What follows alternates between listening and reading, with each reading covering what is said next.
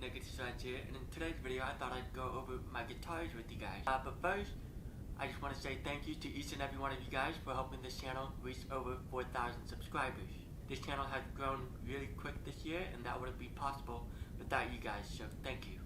Now let's get started with the first guitar. Now I'm going to go in order from my most recent guitars down to my oldest guitar. And the most recent guitar I got is the Grote GT360. Bought this guitar off of a buddy of mine who was actually featured on this channel. We did a cover of Sleepy Tea by Sean.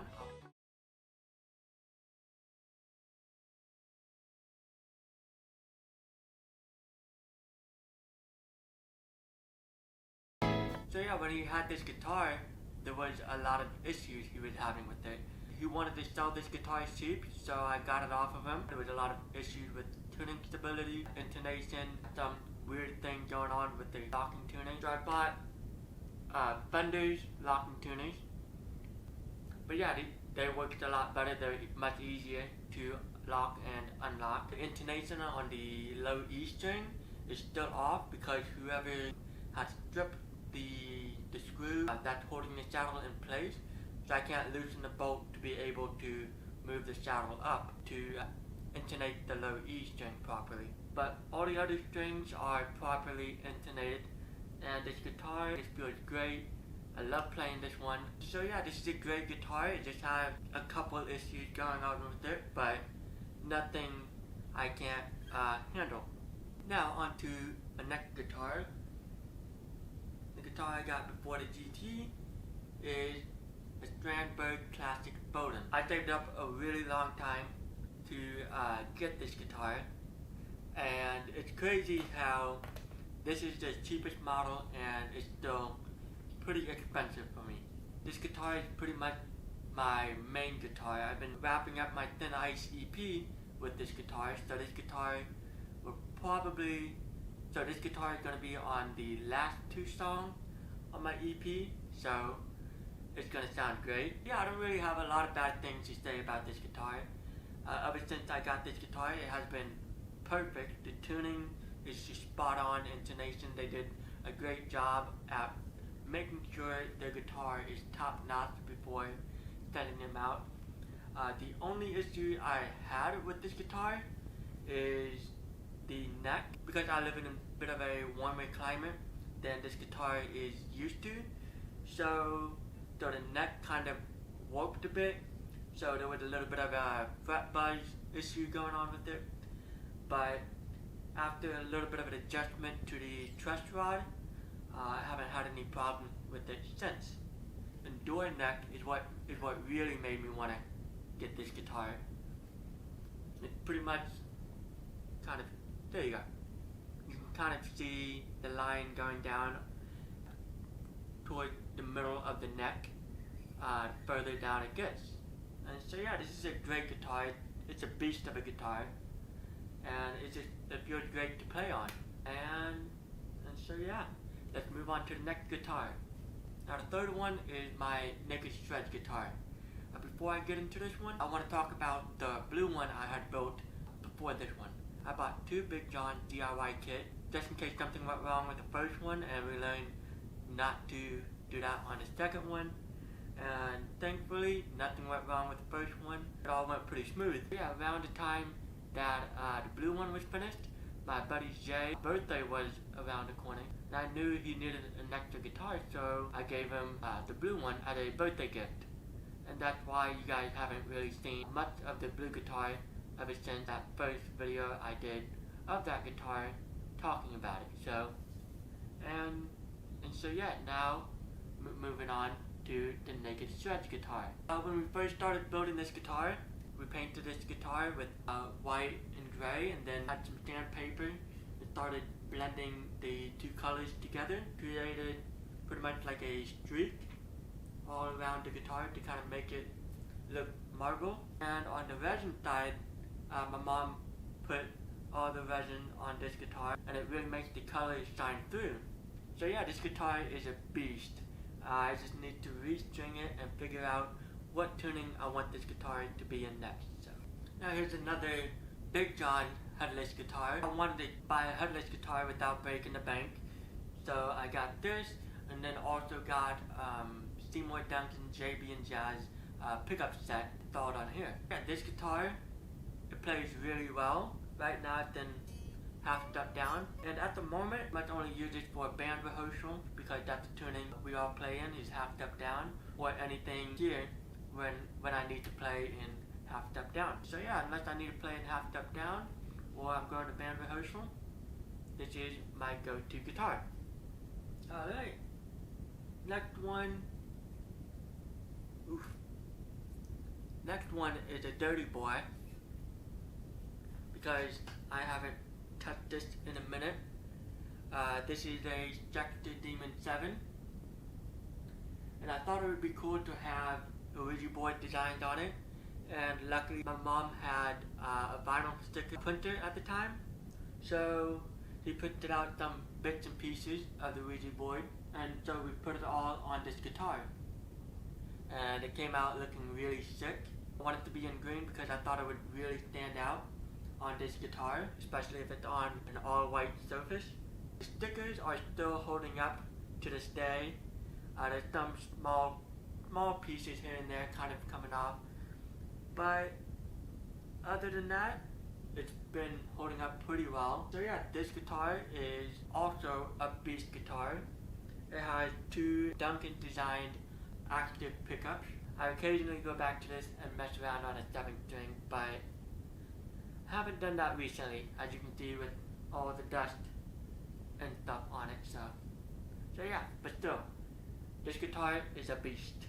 Alright, this next guitar is also a Stratocaster Demon, but this one is a 6. Before I got this guitar, it has been pretty much years since I've gotten a new electric guitar. And before I even got this guitar or even got started on this channel, my friend had introduced me to Polyphia, and at first he showed me Champagne, and I was just blown away by the guitar playing, and that pretty much inspired me to want to get good, like really good on the guitar. And then a little bit after that, I started listening to this track Aviator with Jason Richardson, and they would be pulling off a whole lot of tremolo fluttering in that song. I was like, I want to do that. So I bought a Floyd Rose guitar just to be able to pull off a tremolo flutter. At the time I heard a lot of good things about Stratocaster. My friend owned a Stratocaster as well, and he's owned it for years and never had a problem with it. So I thought it would be a great brand to go to for my first electric guitar in years at that time. At first, all of the hardware was silver and chrome, so I bought gold volume and tone knobs, Floyd Rose system, and gold tuning pegs. This guitar also has the Duncan designed active pickup on it, so it sounds even sweeter. This guitar is in drop C right now, so this is pretty much my go-to for drop C stuff.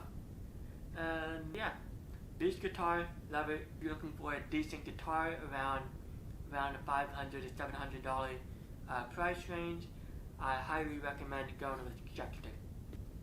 Now, I think the guitar before I got the Stratocaster Demon 6 was this Ovation acoustic electric guitar. I got this guitar, I think maybe when I was 16 years old on my birthday. I remember a little bit before that time, I went into Guitar Center and saw this exact guitar, and I was intrigued by it. I really liked the style of the Ovation.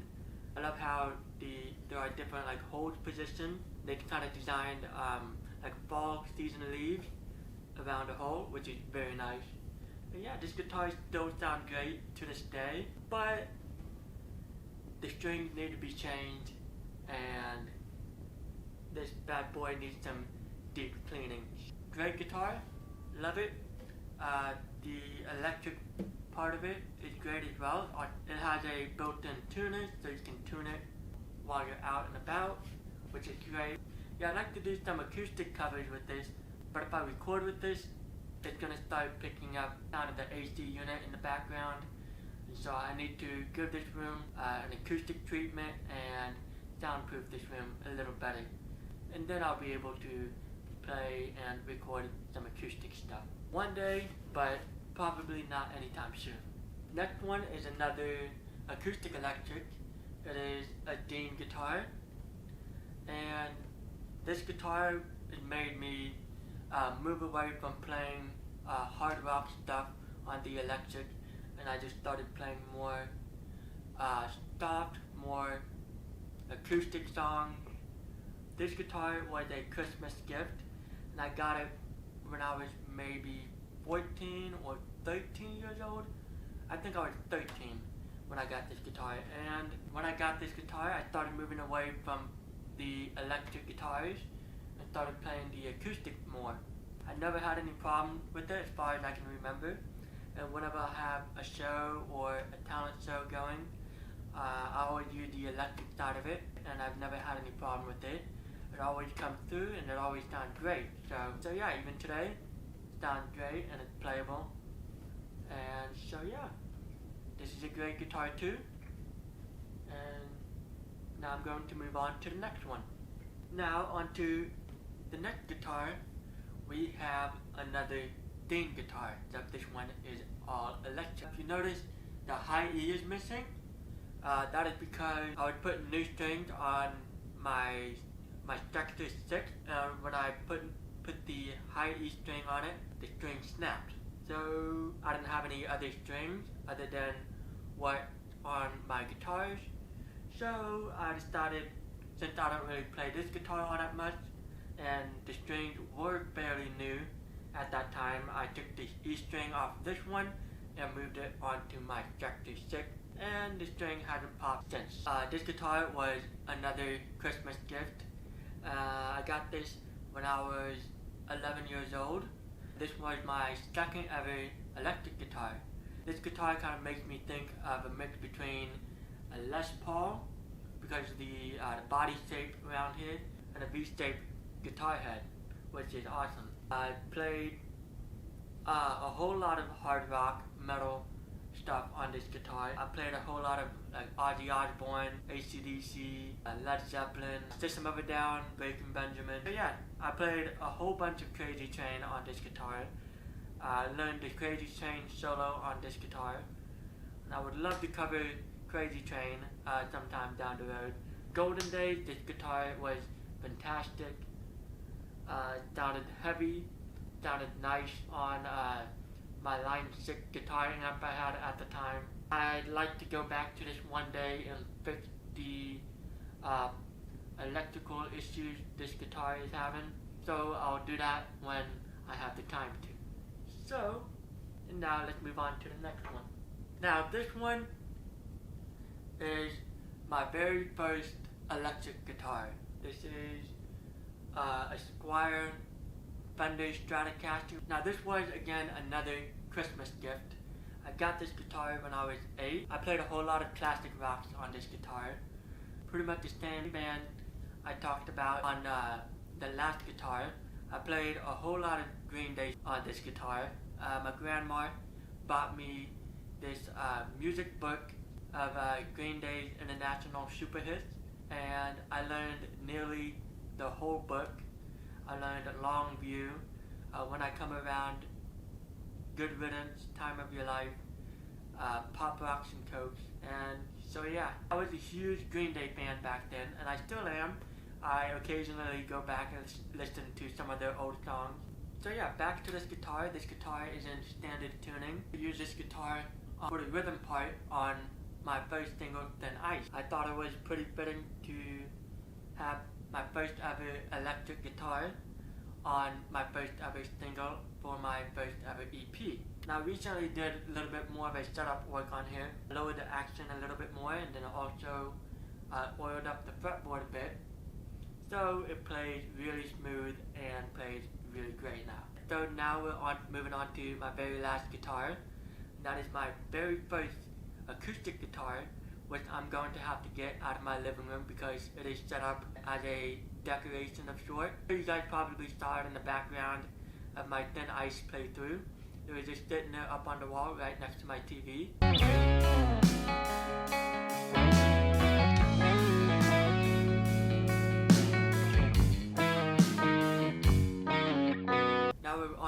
the very last guitar, and this is my very first guitar. I was 6 or 7 years old when I got this guitar, but before I got this, my grandparents had a neighbor who was a guitar teacher. He brought me over to meet him and showed me his guitars. I played a few riffs. So him and my grandparents started talking, and then they asked me if I wanted to learn the guitar.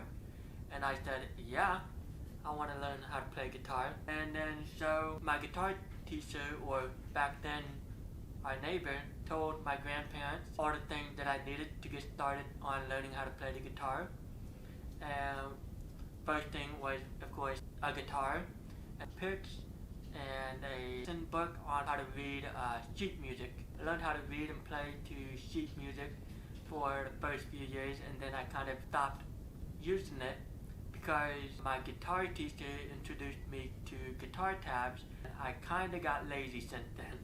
After my first lesson with him, he said I'd need to mark the frets on the neck, because at the time there was no fret markers on the neck. So my mom used her fingernail polish, started dotting the 1st, 3rd, 5th, 7th, and 9th up to the 12th fret. I mean, it worked, it did the job, and even to this day they remain marked. And so yeah, I learned a whole lot of classics on this guitar. Started out with sheet music. I learned how to play Twinkle Twinkle Little Star. There even was a sheet music for Let Me Tender by Elvis Presley.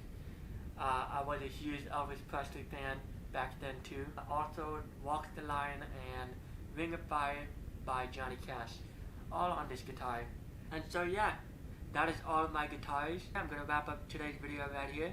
If you guys enjoyed, be sure to hit that thumbs up button, and also subscribe if you haven't done so already. Thank you guys for watching, and I'll see you guys in the next video.